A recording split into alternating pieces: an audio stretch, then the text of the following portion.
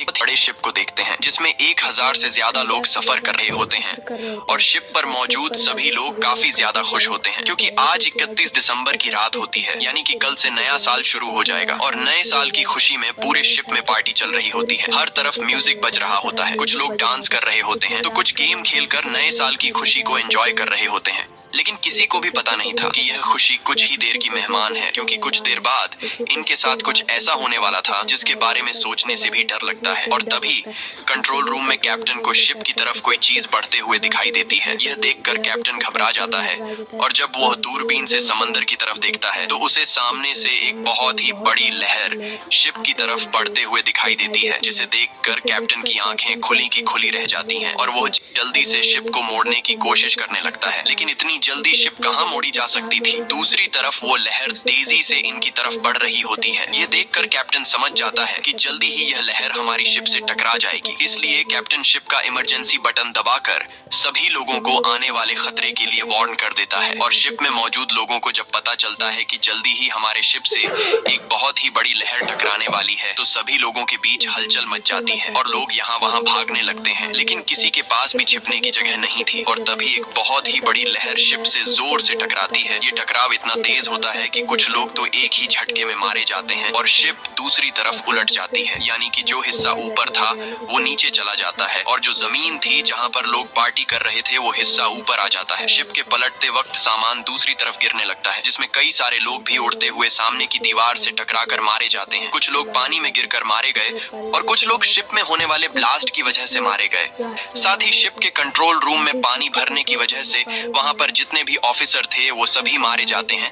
अब यहाँ हम शिप के अंदर का सिचुएशन देखते हैं, जहाँ सारी चीजें यहाँ वहाँ बिखरी पड़ी हुई थी और हॉल में मौजूद सभी लोग काफी परेशान होते हैं क्योंकि इनमें से कई लोगों ने अपनों को खो दिया था। कुछ देर बाद हॉल में शिप का एक ऑफिसर आता है और सभी को बताता है कि हमारे पास एक अच्छी खबर है और एक बुरी खबर है। बुरी खबर ये है कि हमारे शिप से एक बहुत बड़ी सुनामी की लहर टकराई है, जिस वजह से ये शिप पलट गया है। इसीलिए अब यहाँ से कोई भी नहीं निकल सकता क्योंकि शिप से बाहर निकलने का रास्ता नीचे पानी में डूबा हुआ है। और अच्छी खबर ये है कि हमारे ऑफिसर्स ने लहर के टकराने से कुछ मिनट्स पहले रेस्क्यू टीम को खबर कर दी है। इसीलिए अब किसी को भी परेशान होने की जरूरत नहीं, क्योंकि रेस्क्यू टीम जल्द हेलीकॉप्टर लेकर यहाँ पर पहुँच जाएगी और हमें बचा लेगी। इस दौरान हम शिप के अंदर एक आदमी को देखते हैं जिसका नाम डेलन है।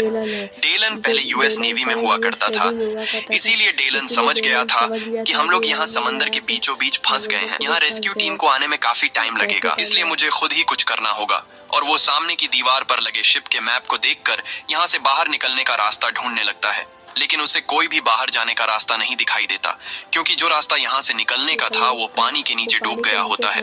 अब यहाँ डेलन हिम्मत नहीं हारता और वो यहाँ से निकलने के लिए एक मरे हुए आदमी के पास जाकर उसकी जेब से जरूरत की कुछ चीजें निकाल लेता है। तभी उसके पास एक छोटा लड़का आता है और वो लड़का पूछता है कि आप क्या कर रहे हो, जिस पर डेलन बताता है कि मैं यहाँ से बाहर निकलने की तैयारी कर रहा हूँ। ये सुनकर बच्चा कहता है कि आप यहाँ से नहीं निकल सकते क्योंकि कुछ देर पहले शिप के ऑफिसर ने बताया कि शिप पलटने की वजह से यहाँ से निकलने का कोई भी रास्ता नहीं है।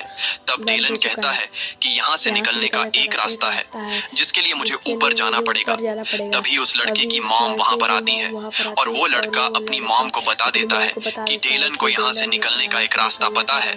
तब इस बच्चे की माँ डेलन से पूछती है कि क्या सच में तुम्हें यहाँ से बाहर निकलने का रास्ता पता है, जिस पर डेलन हाँ में जवाब देता है। तभी वहाँ पर एक बिजनेसमैन और एक बूढ़ा आदमी आते हैं और इन दोनों को भी पता चल जाता है कि डेलन यहाँ से बाहर निकलने का रास्ता जानता है। तब वो बूढ़ा आदमी डेलन से कहता है कि मैं एक आर्किटेक्ट हूँ, मुझे पता है कि इस जहाज को किस तरह से डिजाइन किया गया है और मेरे हिसाब से इस जहाज को ऐसे नहीं बनाया गया कि यह उल्टा होकर पानी के ऊपर तैर सके और अब यह जहाज धीरे धीरे नीचे पानी में डूब रहा है। अगर हम लोग जल्द ही यहाँ से नहीं निकले तो हम सभी मारे जाएंगे। अब यहाँ इनके साथ जो बिजनेसमैन होता है वो डेलन से कहता है कि मैं भी तुम्हारे साथ जाना चाहता हूँ। तब डेलन ना में जवाब देता है और कहता है कि मैं अकेले काम करता हूँ, जिस पर वह बिजनेसमैन कहता है कि हमें मिलकर एक साथ यहाँ से बाहर निकलने का रास्ता ढूंढना चाहिए। अगर हम अकेले यहाँ से निकलने की कोशिश करेंगे तो हम सभी मारे जाएंगे।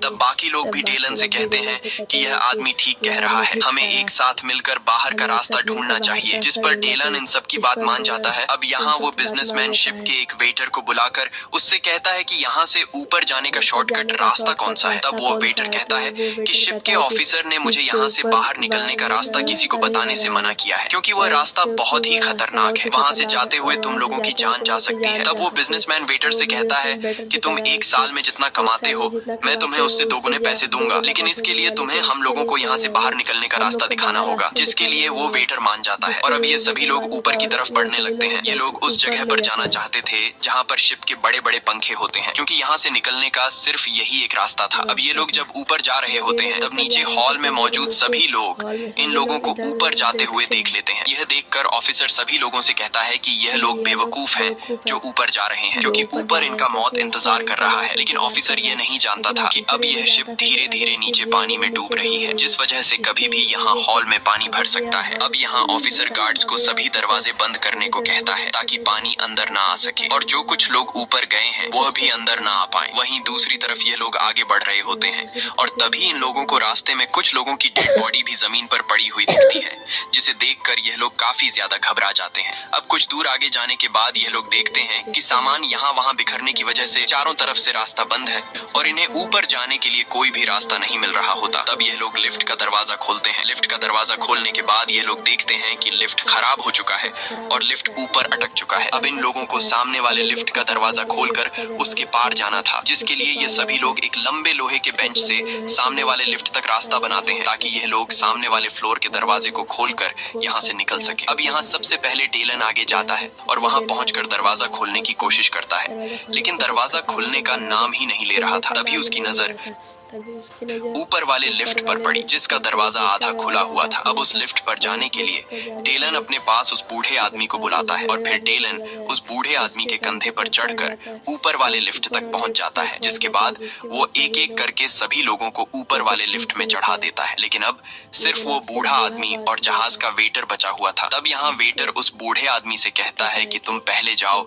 मैं आखिर में आऊंगा। लेकिन वेटर को पता नहीं था कि उसका यह फैसला उसकी जिंदगी की सबसे बड़ी गलती साबित होने वाली है। तभी हम देखते हैं कि ऊपर लटका हुआ लिफ्ट हिलने लगा है। अब वह बूढ़ा आदमी जब वेटर के कंधे पर खड़ा होकर ऊपर वाले लिफ्ट पर चढ़ने लगता है, तभी वेटर के पांव के नीचे की बेंच फिसलकर नीचे गिर जाती है, जिस वजह से यह दोनों लटक जाते हैं और वो वेटर उस बूढ़े आदमी का पांव जोर से पकड़कर चीखने लगता है। अब यहाँ ऊपर की लिफ्ट भी धीरे धीरे इन दोनों की तरफ आने लगी थी। ये देखकर ये दोनों काफी ज्यादा घबरा जाते हैं और डेलन इन दोनों को जल्दी से ऊपर